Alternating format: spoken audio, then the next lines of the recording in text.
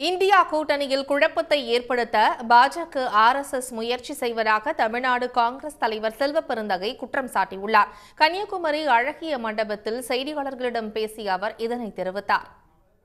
But RSS செய்யுது இந்த வேலையை, பிஜேபி செய்யுது, மீதி பேர் செய்யக்கூடாது.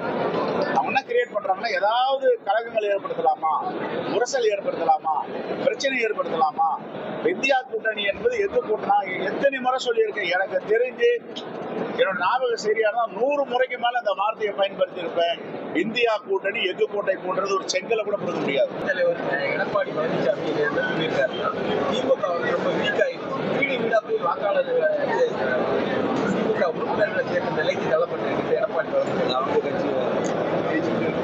ஏங்க தொடர்ந்து 4 தேர்தல்ல எல்லாரும் நாங்க ஜெயிச்சுட்டே தான் இருக்கோம். அவர் தோத்துட்டே இருக்கிறவங்க சொல்லக்கூடாது, ஜெயிச்சுட்டே இருக்கிறவங்க நாங்க சொல்லணும்.